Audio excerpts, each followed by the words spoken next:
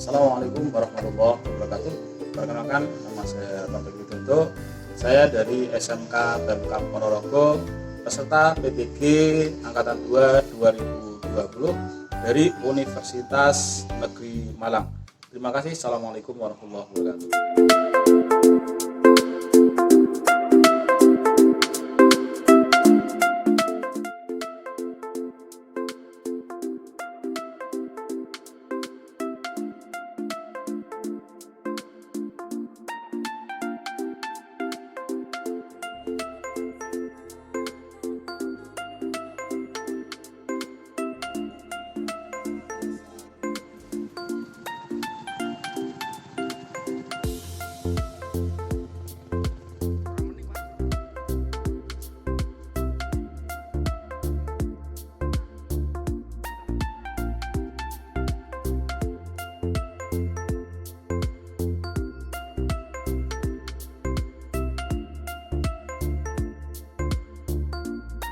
Assalamualaikum warahmatullahi wabarakatuh. Oke, mana kabar hari ini? Sehat ya? Oke, sebelum dimulai, mari kita berdoa. Silakan pada ketua kelas untuk memimpin doa. Doa mulai. Doa selesai. Amin, amin, ya rabbal alamin. Untuk hari ini, Budi masuk ya? Oke, semuanya masuk. Alhamdulillah ya, pada masa pandemi pada saat ini Anda tetap rajin ya. Anda sekarang sudah masuk dalam luring ya, jadi tetap muka, tapi untuk waktunya dibatasi. Nah, untuk Anda menuntut ilmu tidak dibatasi Mas ya. Jadi di rumah Anda bisa lebih fokus lagi ya. Di lapangan masih banyak. Jadi kalau Anda nganggur bisa di rumah belajar ya. Gitu. Nah, untuk pelajaran hari ini kita membahas masalah rim. Anda sudah tahu rim ya? Sudah. Oke, di kelas 2 Anda sudah mempelajari masalah rim.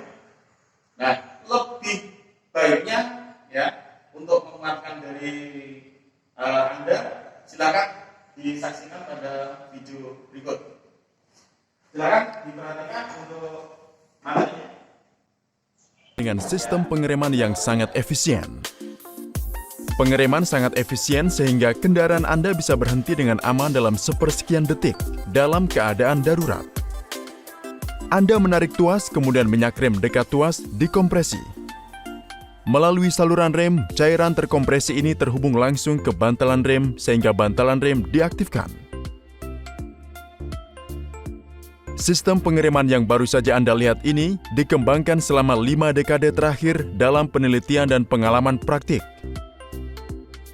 Mari kita pelajari bagaimana para mekanik mengembangkan sistem pengereman yang efisien ini, atau lebih khususnya lagi, mari kita pelajari fisika yang menarik di balik rem cakram.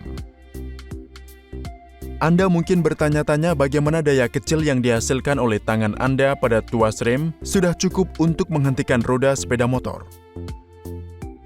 Para mekanik menciptakannya dengan menggunakan hukum Pascal. Saat Anda menggerakkan tuas, piston kecil juga bergerak. Piston diisi minyak sehingga minyak terkompresi. Jika Anda memperhatikan dengan seksama, Anda dapat melihat bahwa piston ini terhubung ke piston besar melalui kabel. Singkatnya, piston besar terletak di dekat bantalan rem dan piston kecil berada di dekat tuas rem. Menurut hukum Pascal, tekanan pada kedua piston harus sama. Ini berarti bahwa gaya yang Anda terapkan pada ujung tuas akan dikalikan berlipat-lipat pada ujung bantalan rem karena perbedaan area piston. Daya ini akan memindahkan bantalan rem dan menekannya ke cakram rem, sehingga roda berhenti. Cakram terhubung langsung ke roda. Untuk menambah area yang lebih jauh, umumnya 2 piston digunakan di ujung bantalan rem. Hal menarik lainnya yang dapat Anda amati tentang mekanisme ini adalah piston hanya ada di satu sisi. Jadi, bagaimana bantalan rem di sisi lain bergerak? Hal ini bisa terjadi karena pengaturan pintar yang dikenal sebagai mekanisme kaliper mengambang.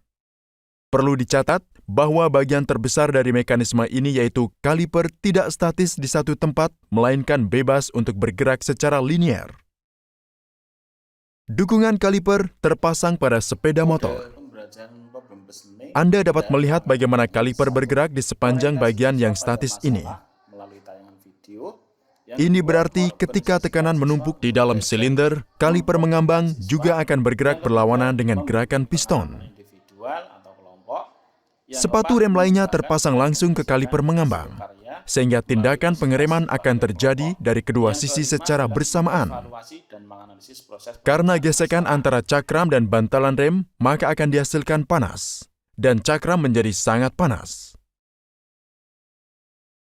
Pada sepeda motor, suhu cakram dapat dikendalikan karena sirkulasi udara di sekitarnya. Anda memerlukan sirkulasi udara dan area permukaan yang jauh lebih tinggi pada mobil untuk kontrol suhu. Karena alasan inilah mengapa cakram mobil memiliki baling-baling di dalamnya. Baling-baling akan membantu membuang udara secara radial keluar. Lubang-lubang di sekitar cakram akan semakin meningkatkan sirkulasi udara. Mekanisme rem cakram mungkin tampak seperti mekanisme sederhana. Namun, untuk memahami seberapa besar bantuan rem cakram dalam membuat mobil aman, pertama-tama kita harus belajar tentang pendahulu rem cakram, rem drum atau rem tromol. Rem drum memuncaki industri mobil selama beberapa dekade, dan rem ini masih digunakan di roda belakang beberapa mobil. Kerja rem ini cukup sederhana. Drum dari mekanisme ini terhubung langsung ke roda. Ketika Anda menggunakan rem, sepasang sepatu di dalam drum mengembang dan karena adanya gaya gesekan, maka roda berhenti. Sepintas akan terlihat seperti mekanisme yang mudah dan sempurna. Namun, rem drum cenderung akan menjadi terlalu panas selama pengereman. Karena geometri yang tertutup, menjaga rem drum di bawah suhu optimal bukanlah tugas yang mudah. Suhu yang terlalu panas seperti tersebut dapat menyebabkan ekspansi volumetrik drum dan dengan demikian mengurangi gaya gesekan. Situasi berbahaya akan muncul jika satu drum terlalu panas karena ekspansi volumetrik yaitu keausan atau perubahan bentuk. Karena roda ini tidak melambat cukup cepat disebabkan oleh kurangnya gaya gesek ban jalan juga akan menjadi rendah di sini jika dibandingkan dengan ban lainnya. Gaya gesekan yang berbeda akan menghasilkan torsi net selama pengereman dan seluruh mobil akan berputar. Inilah sebabnya mengapa Anda sering melihat mobil-mobil tua yang hanya menggunakan rem drum kadang-kadang akan tertarik ke kiri dan ke kanan selama pengereman. Masalah pemanasan seperti tersebut tidak terjadi pada rem cakram. Rem cakram juga memiliki daya henti yang lebih baik dibandingkan dengan rem drum. Anda mungkin terkejut mengetahui bahwa sebagian besar truk berat masih menggunakan teknologi rem drum. Alasannya sederhana, rem drum truk memiliki bagian logam besar. Bagian ini akan bertindak sebagai peredam panas yang efisien dan menyelamatkan bagian-bagian lain rem dari panas berlebih. Rem cakram lebih mahal daripada rem drum, jadi menggunakan rem drum. Untuk Anda, ini ada yang rumahnya ngebel ya. Oke. Seperti yang kita ketahui, ya 1 minggu yang lalu itu ada kecelakaan, ya seperti terpampang pada video berikut. Ya. Silakan disaksikan dari kecelakaan pada sistem remblong sepeda motor, ya di ngebel. Silakan dilihat. Oke.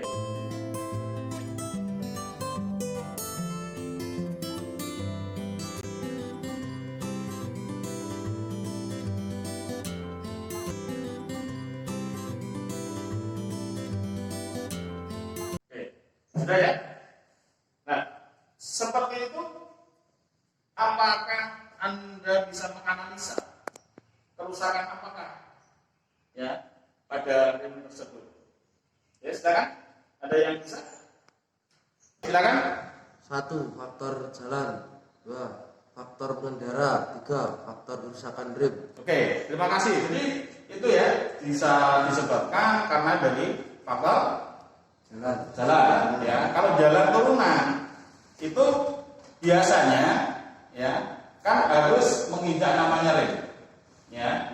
Nah, yang kedua karena faktor dari pengendara Bisa disebabkan karena pengendara itu pusing, ya, atau bisa disebabkan karena mengantuk.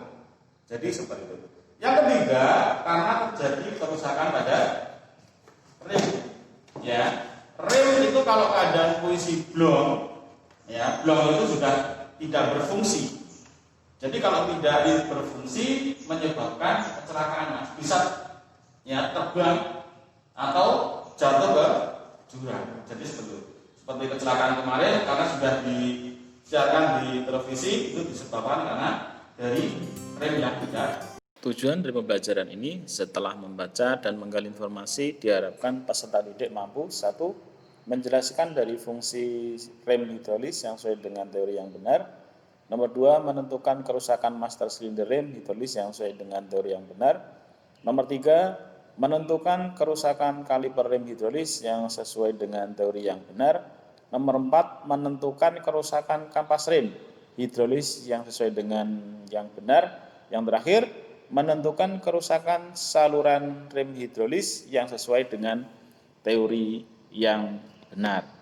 Untuk hari ini ya kita menggunakan model pembelajaran problem based learning, ya. Itu kita menyaksikan video sebagai sumber masalah. Silakan anak-anak menganalisa bagaimana kerusakan pada sistem rem hidrolis. Model pembelajaran problem based learning, langkah-langkahnya yaitu 1. Orientasi siswa pada masalah melalui tayangan video. Yang kedua, mengorganisasi siswa untuk belajar, mengkelompokkan siswa. Nomor 3, membimbing pengalaman individual atau kelompok melalui diskusi. Nomor 4, mengembangkan dan menyajikan hasil karya meliputi presentasi wakil kelompok. Nomor 5, yaitu mengevaluasi dan menganalisis proses pemecahan masalah. Anak-anak silahkan melihat video yang Bapak tampilkan, silahkan amati dan silahkan anak-anak diskusikan ya dengan kelompoknya ya bagaimana cara analisa kerusakan apa pada sistem rem hidrolis. Tolong diperhatikan video yang Bapak tampilkan ya dengan seksama. Silakan.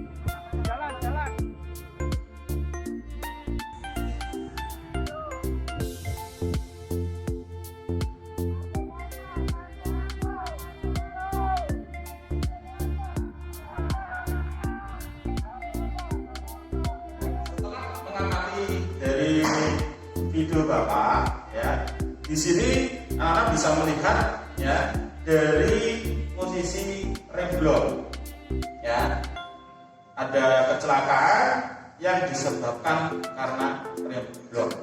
Nah, tugas dari anak-anak adalah mendiskusikan dari masalah tersebut ya, penyebabnya apa. Nah, itu tugas dari anak-anak. Nah, bagaimana prosesnya? Prosesnya dari anak-anak itu adalah berdiskusi berdasarkan dari kelompok masing-masing. Jadi seperti itu ya. Ini ada 15. Silakan nanti dibagi kelompok berdasarkan dari urutan di meja masing-masing. Jadi seperti itu. Ya, paham ya? Paham. Oke, silakan bisa digeser sesuai dengan kelompoknya masing-masing.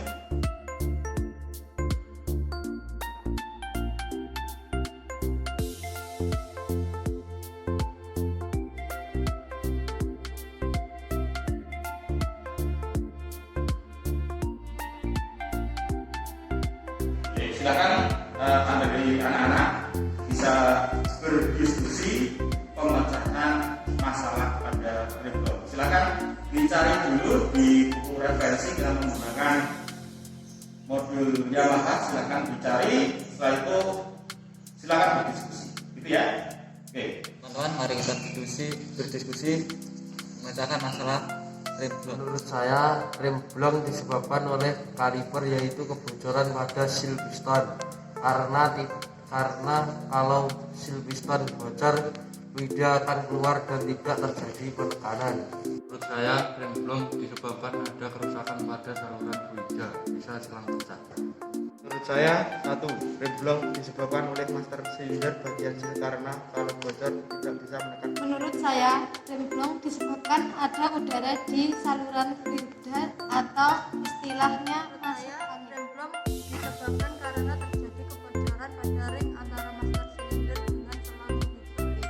Teman-teman, dari hasil diskusi kita bisa menyimpulkan apabila rem blong disebabkan oleh beberapa komponen, diantaranya yaitu 1. Terjadi kerusakan pada master silinder, 2. Terjadi kerusakan pada kaliper, 3. Terjadi kerusakan pada fluida. Kerusakan yang terjadi pada master silinder adalah pada silinder inner master silinder. Menurut saya, kerusakan pada rem adalah terjadi kebocoran pada seal master silinder. Oke, setelah Anda berdiskusi, kita buktikan pada benda nyata, yaitu pada sepeda motor. Silakan. Master silinder bocor jair. Nah, blok lek rusak diganti, kayak ini rusak atau yang bocoran dicek ini terus medut nek sini nih. Nah, kan nenek minyak itu berarti bocor, pengen ganti o-ringnya. Terus sangka tebalannya disc brake diukur.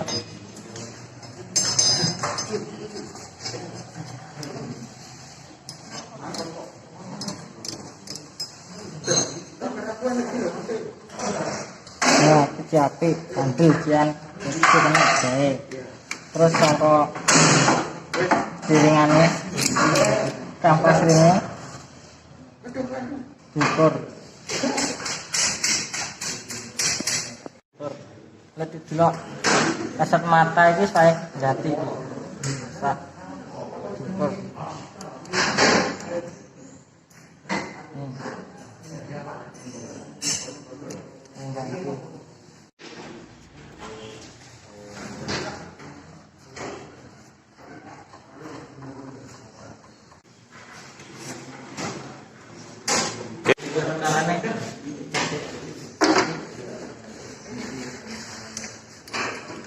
Itu mah putar di main dandannya. Itu mah piringan.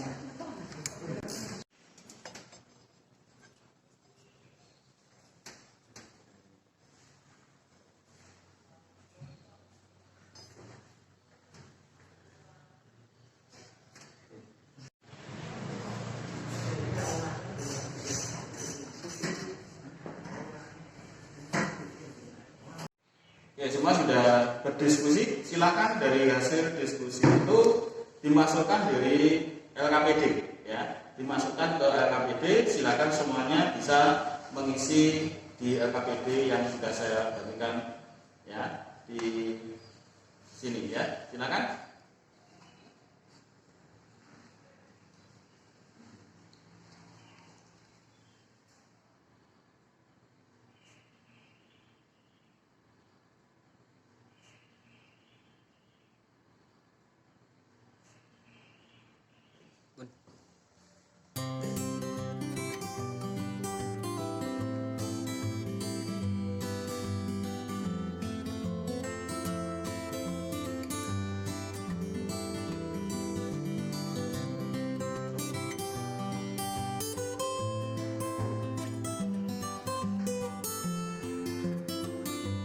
Semua sudah selesai. ketua kelompok untuk mempresentasikan dari hasil diskusi pada pagi hari ini, gitu ya. Oke, silakan semuanya bisa presentasi. Silakan dari kelompok 1 bisa maju. Menurut kesimpulan kelompok kami, remblong disebabkan karena terjadi kebocoran pada ring antara master silinder dengan selang hidrolis. Kerusakan pada rem adalah terjadi kebocoran pada seal master silinder. Kerusakan yang terjadi pada master silinder adalah pada silinder liner master silinder. Terjadi kerusakan pada seal primer. Mungkin dari teman-teman ada yang menanggapi? Saya akan menanggapi pendapat kelompok 1. Saya setuju dengan pendapat di kelompok 1 karena remblong disebabkan terjadi kerusakan pada seal master silinder pada sambungan antara master silinder dengan selang hidrolis. Silakan kelompok 2 bisa maju. Kesimpulan dari kelompok 2, apabila remblong disebabkan oleh beberapa komponen diantaranya: 1. Terjadi kerusakan pada master silinder. 2. Terjadi kerusakan pada kaliper. 3. Terjadi kerusakan pada minyak rem. Mungkin ada yang menanggapi? Ya, Pak. Saya setuju dengan pendapat kelompok 2 karena apabila master silinder rusak maka tidak ada penekanan. Oke, semuanya sudah selesai. Silakan beri tepuk tangan kepada semuanya. Oke, sekarang saya jelaskan ya, semuanya dari hasil diskusi itu baik semuanya. Nah, untuk lebih jelasnya ya Bapak terangkan apa saja terjadi kerusakan pada sistem rem hidrolis ya. Hari ini Bapak membawa alat peraga ya. Jadi sistem rem hidrolis itu bisa disebabkan karena satu minyak rem habis. Ya. Minyak rem ini fungsinya untuk apa, Mas? Benar. Fungsinya adalah sebagai penekan dari fluida ya. Jadi seperti itu. Nah, sekarang saya terangkan terjadi kebocoran pada master silinder. Nah, master silindernya berada di sini, Mas. Ya. Ini ada namanya master silinder. Nah, apabila seal bocor, maka Anda bisa membuktikan dengan rembesan yang berada di bagian depannya. Ya, jadi seperti itu. Nah, yang kedua bisa disebabkan karena sambungan. Ini ada namanya ring. Ya, apabila ring ini sudah aus atau bengkok, yang terjadi kebocoran. Ya, jadi seperti itu. Nah, yang ketiga kita bisa urut. Nah, ini ada namanya selang atau saluran fluida. Ini bisa pecah. Ini karena terbuat dari karet. Ya, ini terbuat dari karet. Kok bisa pecah? Kenapa, Pak? Satu bisa disebabkan karena kecelakaan, kan? Terbentur juga bisa. Yang kedua disebabkan karena tergencat oleh kemudi. Ya, nah apabila pecah, yang terjadi bagaimana? Betul, yang terjadi adalah ada kebocoran pada selang fluida. Ya, jadi seperti itu. Terus yang bagian bawah. Nah, yang bagian bawah ini ada namanya kaliper. Ya, ada kaliper. Kalau dilihat dari posisi selang ini ada sambungan. Ya, apabila sambungan antara kaliper dengan selang itu rusak, ya, atau bocor, bisa disebabkan karena ringnya ini sudah rusak. Sering menjumpai di bengkel? Oke, sering. Ya. Nah, apabila ini rusak, kan juga sama. Jadi seperti itu. Nah, terus kita pindah lagi di bagian kaliper. Ya. Nah, ini ada namanya apa, Mas? Piston. Ya, piston. Nah, piston ini fungsinya sebagai penekan dari apa? Dari kampas. Nah, siapa yang menekan? Ada namanya fluida. Nah, pada piston itu dilengkapi dengan namanya apa? Seal, benar. Ya. Ada namanya seal. Apabila seal itu rusak, otomatis kalau ada langkah penekanan, maka fluida akan bocor. Oke, jadi seperti itu ya. Oke, nah dari anak-anak sudah jelas semuanya. Silakan untuk anak-anak bisa melakukan evaluasi. Gitu ya. Oke. Silakan anak-anak buka HP-nya sesuai dengan ya alamat yang sudah Bapak kirimkan lewat WA Group. Silakan anak-anak bisa membuka.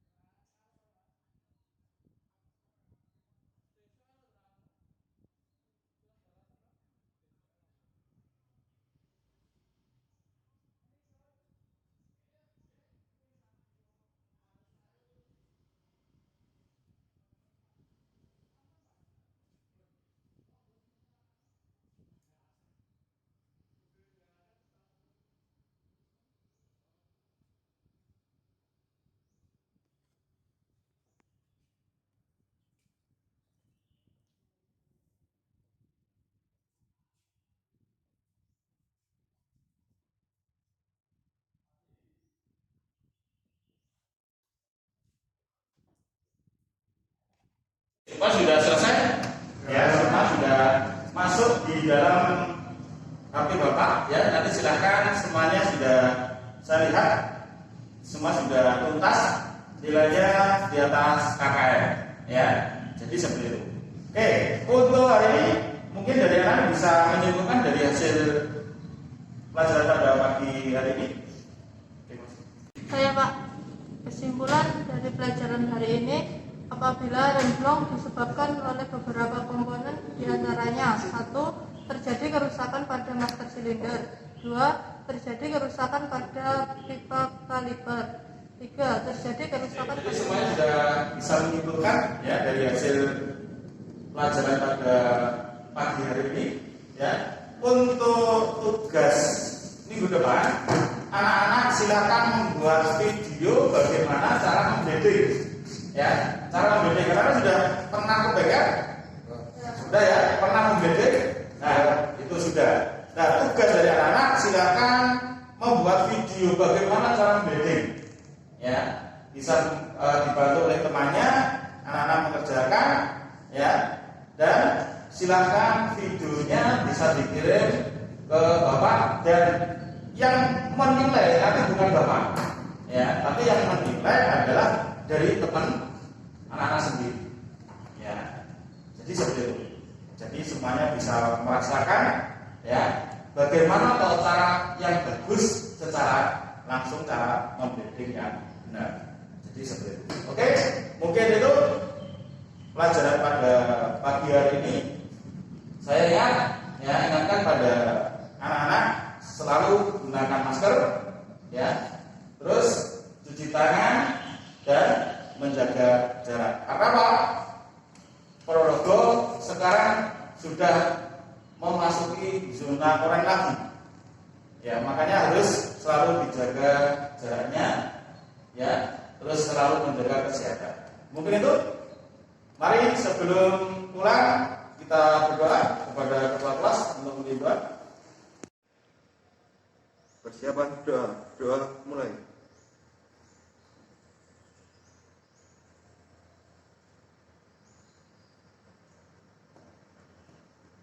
Doa selesai. Oke, terima kasih ya. Mudah-mudahan kita diberikan kesehatan ya pada masa pandemi ini. Tolong dijaga kesehatannya ya. Saya tekankan sekali lagi ya, selalu gunakan masker ya. Terus pulang jangan langsung mampir ke warung, langsung pulang gitu ya. Oke, mungkin itu saya akhiri. Assalamualaikum warahmatullahi wabarakatuh. Waalaikumsalam.